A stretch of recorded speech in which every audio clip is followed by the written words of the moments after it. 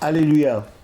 Alléluia, alléluia. Vous voyez, je suis arrivé parce que quand je découvre les questions, bon, écoutez, les gens ont raison, hein. Si l'Éternel me met en position de répondre, de donner mon point de vue, je le ferai. Soyez certains, avec humilité, fidélité et sagesse.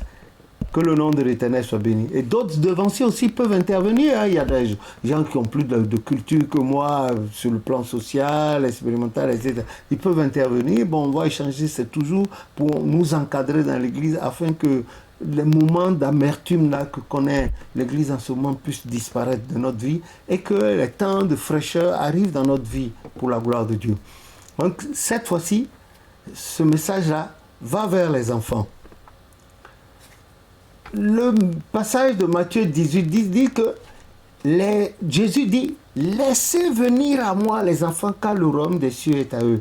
Laissez venir à moi les petits, laissez-les venir à moi. Laissez venir à moi les petits, laissez-les venir à moi. Réellement, les petits enfants de la terre sont tous les grands amis de notre Dieu. Laissez-les venir à moi. » Amen, a dit le cantique 256 du recueil de chants en français. Ça a plusieurs couplets. Et ce chant a traditionnellement son origine yoruba. Et que ce sont les anges des enfants qui voient constamment la face. Oh, si on prend Isaïe 6, 2, 3, on a dit que les anges là, les séraphins, sont au-dessus du trône de Dieu. Ils ne voient pas la face de Dieu. Ils ont 6 ailes pour se couvrir, 2 pour se couvrir la face de les pieds, et les 2 autres pour voler l'un vers l'autre en disant « Saint, Saint, Saint est l'Éternel des armées ». Donc il faut prendre en considération ce que le Seigneur Jésus-Christ a dit de sa bouche. Gloire à son nom au plus haut des cieux et dans tous les lieux de sa domination. Pourquoi les enfants? Oui, c'est la nouvelle garde, c'est la relève. L'avenir leur appartient. Et Dieu accomplit sa promesse. La prophétie qu'il a faite dans Genèse 1, 26, 27, il a dit, il a placé les deux, nos pères Adam et Ève, dans le jardin d'Éden, et il les a bénis. Il leur a dit, soyez féconds, multipliez, remplissez la terre et l'assujettissez. Et dans Jérémie 29, 5, il a répété à Jérémie, il a dit, dis au peuple, dans le pays où je vous ai envoyé,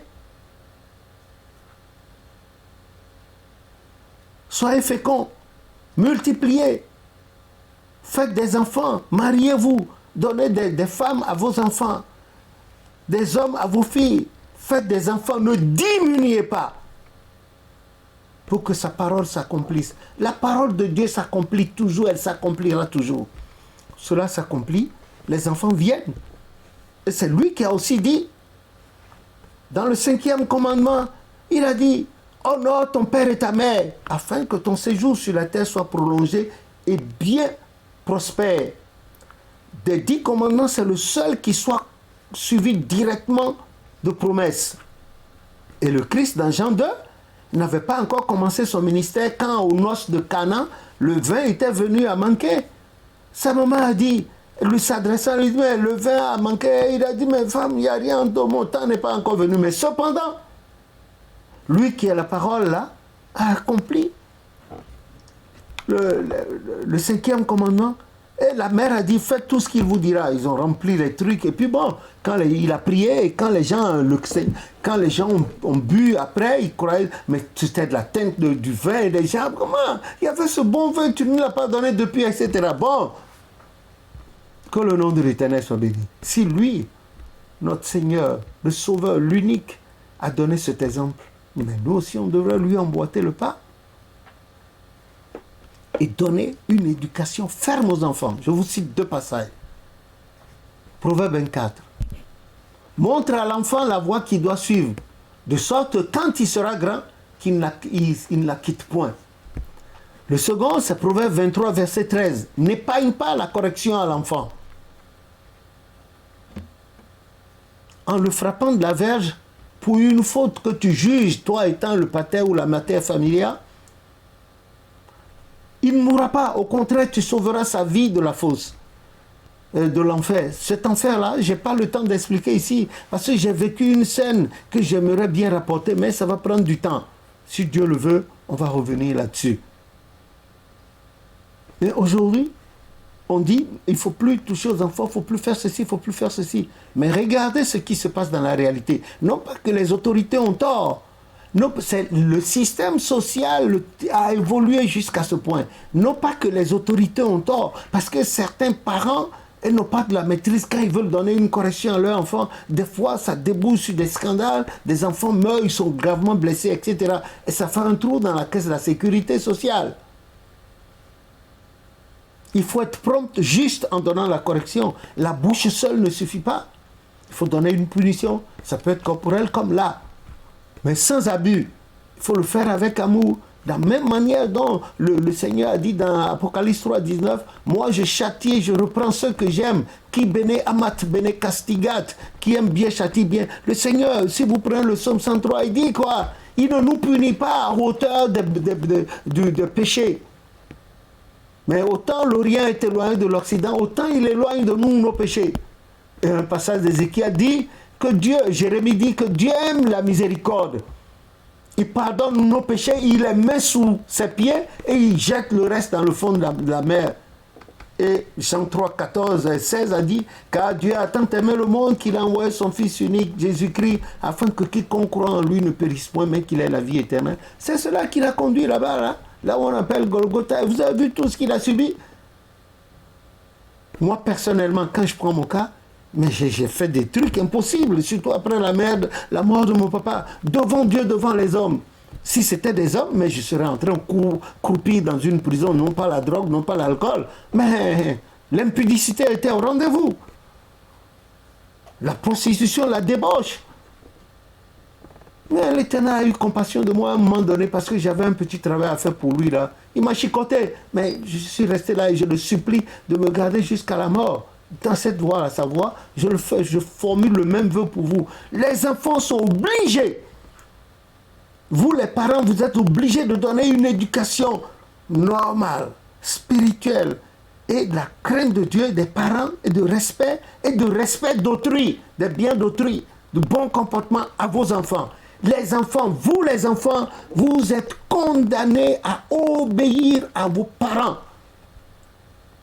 et marcher selon les Saintes Écritures et selon les recommandations de vos parents pour ne pas leur causer des soucis.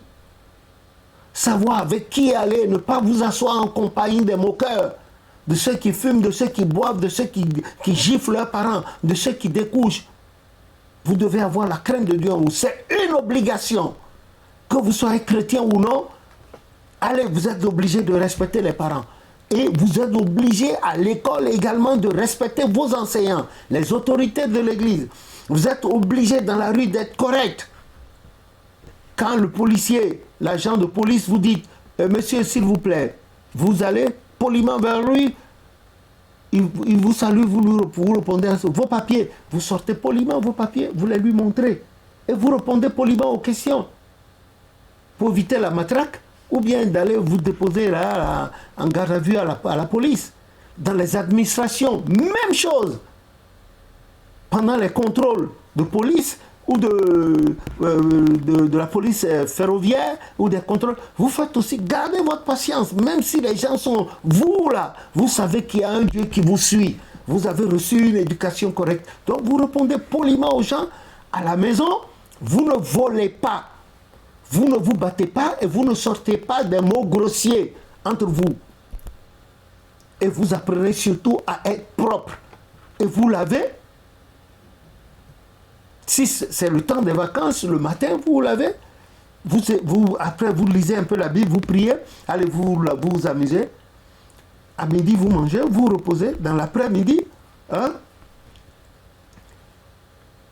vous étudiez ou bien vous faites un peu de promenade dans le truc. Vous ne regardez pas des films bizarres qui la nuit vous reviennent et puis vous criez la nuit, il vient. Ça, c'est des films cauchemardesques. Non. Il y a des films pour enfants. Moi, je conseille la plupart des enfants à regarder les films de Nat Geo World. nature, géographie et la vie sauvage. Il faut regarder. C'est beau de voir le film sur la vie des animaux. On apprend beaucoup là-dedans. Moi, je connais un petit enfant, deux, même trois. Il y a un qui s'appelle Peg, qui est... Bon, Monsieur Peg, il y a l'autre qui s'appelle Capitaine Gabriel, il s'est surnommé, et puis il y a un danseur, il se dit danseur, Premier ministre, et puis lui, il aime aussi ça. Et son petit frère qui est en train de pousser maintenant, frère Michel, lui aussi, il aime ça. Et le tout petit Manaker, et je les entends parler des fois. Et exprès, je pose des questions pour voir. Vous entendez? Ah oui, oui, papy, moi, et ils donnent des réponses. Même moi-même qui suis là, je suis passionné par Nat Geo World. Parce qu'on apprend toujours le comportement des animaux. Vous imaginez l'enfant d'un léopard, le petit léopard, le bébé léopard, qui apparaît subitement entre les pattes d'une lionne qui est couchée. Elle est carnivore, de carnassière de nature. En principe, elle devait se jeter sur le puits, la croquer ça. Mais le bébé se dirige instinctivement vers les mamelles de la lionne et elle laisse faire le bébé tête. Elle protège ce bébé contre les autres lions. C'est cela, ça apprend et ça réveille l'intelligence des enfants. Et vous, les enfants, vous n'avez pas le droit d'aller sur Internet, aller dans des sites interdits par les parents. Vous n'avez pas ce droit. Vous n'en avez pas. Et j'exhorte par la même occasion les parents à surveiller ce que les enfants vont chercher sur les sites ou bloquer par l'administrateur leur site. Voilà. Si, pour des enfants qui sont chrétiens, c'est une obligation d'apprendre à lire les Saintes Écritures et d'essayer d'en faire le commentaire avec les parents ou entre vous. Et surtout la propreté. La paire de chaussettes que vous avez enlevée, il doit avoir le panier où vous mettez la paire de chaussettes. C'est sale, c'est à laver. Votre paire de chaussures, il doit avoir quelque part en bas de votre armoire où vous mettez. Mais vous n'avez pas le droit de jeter les habits par terre. C'est maman qui va rentrer du travail ou bien qui aura fini de faire la cuisine, qui va se baisser avec la fatigue de la journée, va chercher et puis au moment d'aller à l'école, on dit mais maman, où est ma paire de chaussures? Mais papa, ouais. Non, ce n'est pas bon. Un enfant qui aime ses parents ne doit pas faire ça. Vous devez apprendre à tendre vos lits le matin. Quand vous vous levez, vos habits sales, vous les mettez quelque part. Vos sacs d'écolier, il ne faut pas les jeter n'importe où. Il faut les entretenir. Et à l'école, il faut avoir une bonne attitude vis-à-vis des enseignants et de vos camarades. Et surtout, on ne se bat pas. Et on ne sort pas des mots, des propos grossiers. Ce n'est pas bon. Vous êtes le futur, notre futur. Donc vous devez prendre de bonnes habitudes dès maintenant. Et vous grandissez là-dedans. Et plus tard, quand vous serez responsable de famille, père de famille, mère de famille, vous allez éduquer vos enfants également comme ça. Vous-même, vous voyez comment la société va en décrescendo, là. Les mœurs sont disparues, les bonnes qualités. Allez, vous allez éduquer vos enfants qui seront demain de bons chrétiens et de bons citoyens. On n'insulte pas maman. On ne boude pas maman. On ne ronchonne pas. On ne grogne pas quand maman parle. Ni papa. C'est pas possible. Ne faites pas, hein. Comme cette fille-là, qui a giflé son père, non sa mère, l'a traité de chienne et est partie. On a vu comment elle a fini, l'homme avec lequel elle est partie. Oh, c'était un bandit déguisé, un trafiquant. La police lui a mis la main là-dessus. Ce jour-là, on a fouillé leur maison, il y avait tout ce qu'ils avaient, les meubles, tout ça. Et ce jour, elle n'avait rien. Sa mère était déjà morte, son père était malade quelque part, donc elle n'avait plus personne. Qu'est-ce qu'il attend? La rue, elle va vivre de la manche? Ou bien des gens vont demander son corps, son sexe, avant de lui donner quelque chose à main. Cet enfant-là, qu'elle a, la DAS va reprendre l'enfant. Voilà. Donc j'interdis par ici à tous les enfants de l'église et de la terre et de nos familles de prendre de l'ascendance sur les parents. Vous devez obéir aux parents. Il faut les écouter. Si vous n'êtes pas d'accord, mais ce sont vos parents, vous n'allez pas crier sur eux, non? Vous n'allez pas crier sur eux, vous les écoutez obligatoirement. À l'école aussi, vous répondez poliment à vos enseignants, quelle que soit votre taille, votre âge. Si vous ne le faites pas bien, demain, nous sommes dans un monde de causalité. Vos propres enfants vont vous le faire pire, 7 fois pire que ce que vous avez fait aux parents. C'est cela, c'est ce qui se passe. Écoutez, un jour, nous étions à la gare de Lyon. Il y a une femme de type africain, elle était en grossesse, un gros ventre. Elle avait un petit garçon de quoi, je crois, 4 ou 5 ans. Et puis on attendait tous le RER A. On sentait le bruit, le grognement des venir. Et la maman était fatiguée à vue d'heure, vous savez. Et cet enfant-là, il voulait forcément aller au bord du quai pour voir le train arriver. C'est dangereux. Vous avez vu comment le RER A entre en gare. Et nous, on était à côté, maman et moi. On allait à la paroisse. On regardait la scène. Mon cœur battait, j'avais tellement peur. Et quand j'ai senti le bruit du RER à venir, la maman lui disait non, j'ai oublié son nom, viens. Il dit non, laisse-moi. Et puis, quand il a tourné la tête, j'ai crié, il a tremblé. Allez, écoute maman, dépêche-toi, sinon tu vas. En pleurant, il est allé attraper la cuisse de sa maman. La maman a fondu en larmes. Imaginez un instant. Je ne veux pas dire que j'étais le sauveur, mais j'étais là par hasard. Mais selon un plan de Dieu, que nous ne fissions pas là. Vous voyez le vent qui précède le train allait appeler cet enfant. Elle va mourir sous les yeux de sa maman. Qu'est-ce qu'elle pourra faire? Elle va pleurer. Vous voyez ça? Donc vous aussi les parents, je vous accuse. Soyez fermes dans l'éducation que vous donnez aux enfants. Avec la prière, ça va marcher. Et nos enfants, nos petits-fils, arrière-petits-fils seront des éléments importants pour la société de demain. Des citoyens honnêtes et des serviteurs de Dieu accomplis. Les enfants, écoutez les pères. Ne volez pas. À l'école, ne prenez pas des choses qui ne vous appartiennent pas. À la maison, demandez toujours à maman, il y a telle chose dont je voudrais prendre le bout de pain là et mettre un peu de gruyère dessus, un peu de camembert. D'accord. Je vais prendre un carreau de chocolat. Maman, bon, voilà, je suis invité à tel endroit par mon camarade de classe. Bon, si tu veux bien m'accompagner ou bien tu vois. Voilà, c'est comme ça, il faut parler. Attention, les anges sont là, hein. L'enfant Jésus est là pour vous fesser aussi. Donc que Dieu vous protège, que Dieu vous garde et vous protège contre les mauvais camarades, les mauvaises camarades. Soyez corrects, vous aussi priez. Dieu vous aime beaucoup. Dieu vous aime beaucoup. Alors, méritez l'amour du Christ. Ok? Que Dieu vous garde et bénisse vos parents. Tous les enfants de la terre, pensez aux autres enfants de la terre, dans les pays où il y a la guerre, dans les pays où il y a les maladies, il y a le froid, où il n'y a pas à manger. Ne gaspillez pas la nourriture. Surtout, ne gaspillez pas la nourriture. Prenez, demandez aux parents juste ce qu'il vous faut, ce qu'on vous a servi, vous finissez de manger ça. Mais ne chipotez pas sur la nourriture. Parents aussi, ne donnez pas beaucoup de nourriture comme ça aux enfants, ils chipotent. Même dans les restaurants, vous voyez, mais vous êtes fatigués. Hein, des gens chipotent et puis après on jette à la poubelle. C'est de la malédiction. Donnez un peu aux enfants, comme le prophète Oshofa l'a dit, Pâques 1967, donnez un peu aux enfants, ils mangent. Si ça ne suffit pas, vous ajoutez un peu, ça ne suffit pas, jusqu'à ce qu'ils soient rassasiés. Il n'y a pas de gaspillage de nourriture. Et quand il reste la nourriture, on ne jette pas. On reconditionne pour les autres fois. Parce que dans certains pays, les gens n'ont pas. Et vous le savez. Ne leur donnez pas de mauvaises habitudes. Conseillez-leur de bonnes choses. La nourriture, c'est une bénédiction de Dieu. Comment une bénédiction de Dieu vous transformez, vous les parents, une bénédiction de Dieu en malédiction pour les enfants et votre ménage et leur futur? On ne gaspille pas la nourriture. Et quand on est à table, on mange, on peut changer, mais il ne faut pas passer tout son temps à papoter comme les vieilles outres, les vieilles mamies. Là. Hein? Ok? Il faut écouter les parents. Quand les parents vous appellent, papa, oui, maman, oui, ne refusez pas quand vous dites faites telle chose, corvée à la maison, il faut le faire. Apprenez aussi à laver votre linge si vous n'avez pas de lave-linge. Mais moi, à mon âge, je lave le linge. Rarement je vais à la machine. Voilà maman qui est là. Je ne vais pas la fatiguer. Elle a de l'âge comme moi. Elle s'occupe déjà de moi et puis je vais la fatiguer. Bon, mais je lave mes soutanes. J'ai des bassines spéciales pour laver mes soutanes.